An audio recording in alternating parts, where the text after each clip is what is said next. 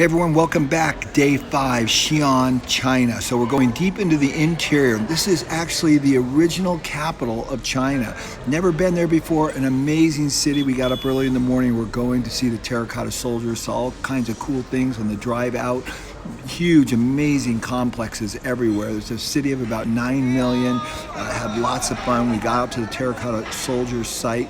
It was absolutely beautiful. And this is where farmers who were digging a well found these broken arms and things from the soldiers, and they discovered this unbelievable find of thousands of terracotta soldiers that were actually life-size, every one of them totally different, unique, and they were done over a period of, I believe, 14 years it took to build this. This is the grave site of the emperor, the most important emperor in Chinese history, actually, and it's just unbelievable. The detail, the craftsmanship.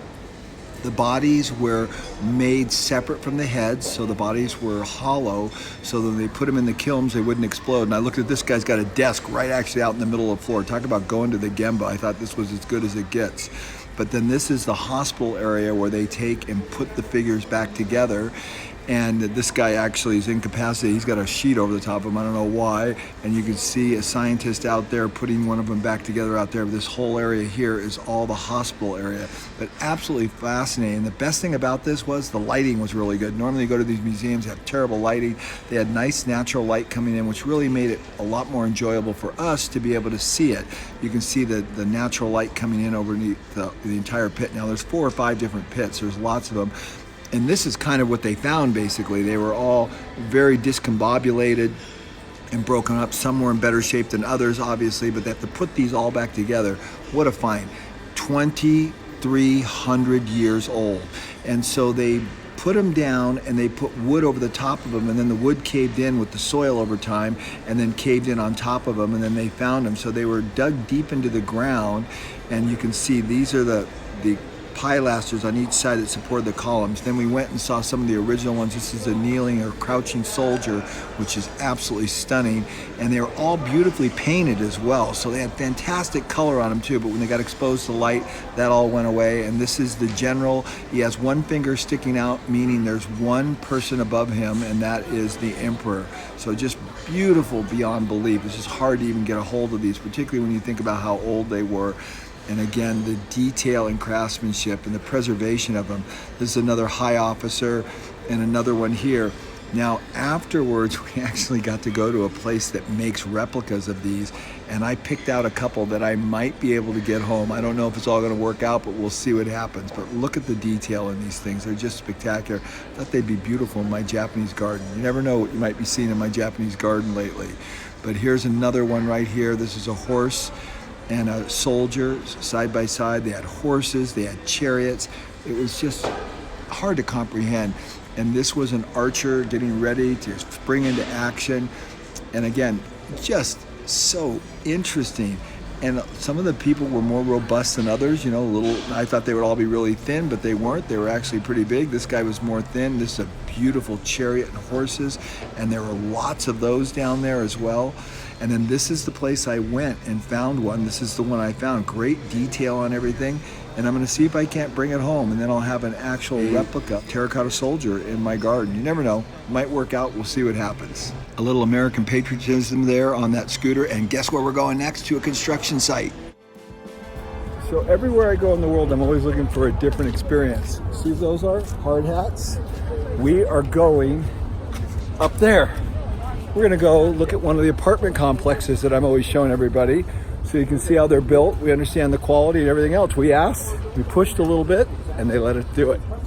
You know, one of my favorite sayings is, if you don't ask, the answer is always no. So I asked. I said, I want to get inside one of these condo developments. And the guide looked at me like, are you crazy? We've never done anything like that before. I go, well, you're with Paul Akers. We don't know what kind of stuff we're going to do. So I spend a lot of time in job sites like this in Kazakhstan. This is exactly the kind of projects that the BI group builds. I really wanted to see the quality of their projects, compare it side by side, and also see what the Chinese construction industry was doing. So believe it or not, we found a way to do it. She had a contact. We got in there. We were able to get inside of it. It was very cool. We looked at a 2-bedroom apartment. Very, very interesting. We had a great time.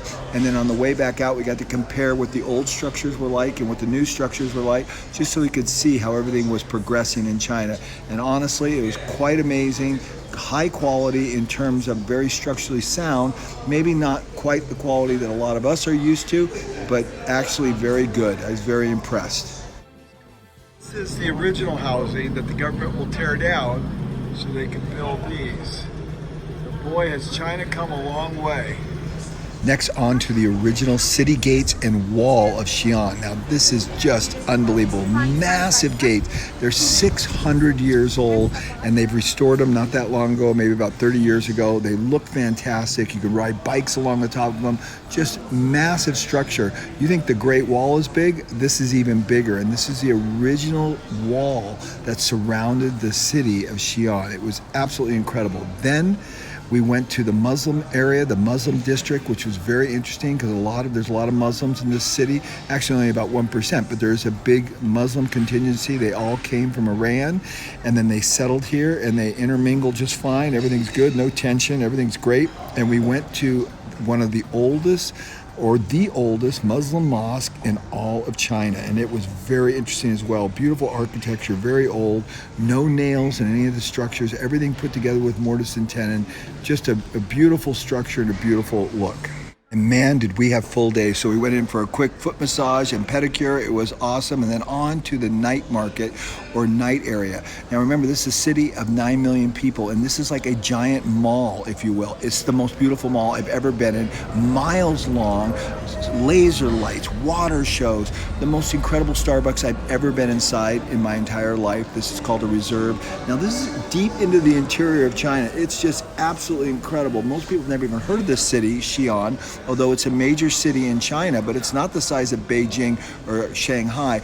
And this mall was mind-boggling. We walked for literally hours. Everybody was out.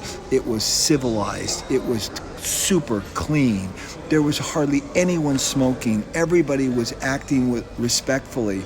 I was really blown away at the conduct of the people and just the whole atmosphere. Lots of family, lots of young people, and there was nobody doing anything devious at all. And it was just like the most spectacular place I've ever seen in my life. It made Disneyland, frankly, look bad. I'm serious. It was better than Disneyland, and it was free. There's no admission. It's just, this is the main mall in the middle of the city that everyone goes to and hangs out at night. They have water shows, they have laser shows, they have free entertainment, they have venues everywhere where people are playing and musicians are playing. They have these fantastic sculptures everywhere that look like, I couldn't even believe it. They were antiquities or representations of their antiquities. They had great food everywhere. It was the most interesting place. I was just beside myself. My jaw was dropped. I was going, how could this be? I mean, you go to Disneyland, you expect to pay $200 to get into this, and this is something that's available to everybody every night. So there you go. Day 5, Xi'an, China. Unbelievable.